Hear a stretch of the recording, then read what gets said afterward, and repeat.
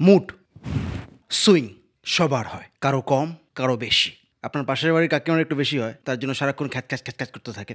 যাই হোক, বাচ্চাদেরও মুড সুইং হয়, হয়তো আপনি জানেন না। এই বাচ্চাদের মুড সুইংয়ের পিছনে অনেকগুলো পয়েন্ট আছে, কিছু পয়েন্ট তুলে ধরব, মন দিয়ে শুনবেন এবং বোঝার চেষ্টা করবেন। প্রথম পয়েন্ট, ব্রেন ডেভেলপমেন্ট। বাচ্চাদের ব্রেন এখনও পরিপক্ক নয়, এখনও সে অর্থে আপডেট নয়। অভিজ্ঞতা না থাকার জন্য, অপরিপক্কতার জন্য অনেক সময় বাচ্চাদের মুড সুইং হয়। ব্লাড সুগার লেভেল, এর জন্যও কিন্তু বাচ্চাদের মুড সুইং হয়। এই সারাক্ষণ লজেন্স খাওয়াচ্ছেন, টফি খাওয়াচ্ছেন, খাওয়ান আপনার বাচ্চা তো। স্ট্রেস অ্যান্ড অ্যাংজাইটি, আপনার বাচ্চার উপর স্কুল প্রেশার চাপিয়ে দিচ্ছে তাদের ব্যবসার জন্য। আপনার বাচ্চার উপর হোম টিচার এক প্রকার প্রেশার দিয়ে দিচ্ছে আপনার বাচ্চাকে আরও সুন্দর তৈরি করার জন্য। আপনার বাচ্চার উপর আপনারাও প্রেশার দিচ্ছেন বাচ্চাকে টপে তোলার জন্য। এদিকে বাচ্চার ভাবনা চিন্তা খুব খারাপ ভাষায় বলছে টপে চলে যাচ্ছে, এগুলো বলা উচিত নয়, সেগুলো আপনারা বুঝতে পারছেন না। আর এই প্রেশার অ্যাংজাইটির জন্য আপনার বাচ্চার মুড সুইং হচ্ছে।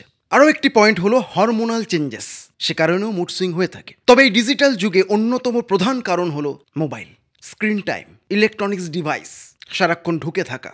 ছোট ছোট বাচ্চারা তো এখন বড়দের ভিডিও দেখতে ব্যস্ত, এই কারণেও মুড সুইং হচ্ছে। আরও একটি পয়েন্ট, ডাক্তারদের ভাষায় ফিজিক্যাল ইস্যু, তার জন্য মুড সুইং হতে পারে। তবে যে পয়েন্টটা সচরাচর শোনা যায় না তা হলো প্যারেন্টাল বিহেভিয়ার। বাচ্চার বাবা কাজের চাপ নিয়ে বাড়িতে এসে বাচ্চার উপর খিটখিটে হয়ে যাচ্ছে, শাশুড়ি মা খ্যাচখ্যাচ করছে, তার জন্য বৌমা রেগে যাচ্ছে। আর বৌমার রাগটা, বৌমার মুড সুইংটা, বৌমার এই আক্রোশ ভাবটা, বৌমার এই খ্যাচখ্যাচিটা বাচ্চা দেখছে, বাচ্চারও মুড সুইং হচ্ছে। এবার বিষয় হলো কি করে বুঝবেন আপনার বাচ্চার মুড সুইং নামক সফটওয়্যারটা আপডেট হয়েছে কিনা, মুড সুইং আছে কিনা। প্রথমেই বললাম সবার আছে কম বেশি, আপনার বাচ্চার বেশি আছে কিনা।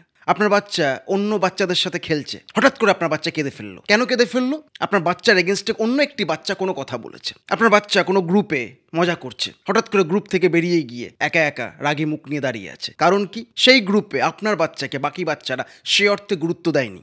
আপনি যখন বললেন আপনার বাচ্চাকে যে তুমি এরকম রাগী মুখ নিয়ে দাঁড়িয়ে আছো কেন, আপনার বাচ্চা হয়তো রিপ্লাই দিল, ও আমার দিকে দেখছে না, ও আমার সাথে কথা বলছে না।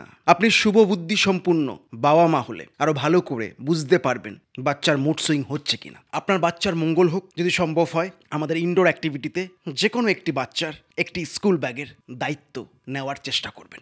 খুব ভালো থাকবেন, নিজের এবং নিজেদের খেয়াল রাখবেন।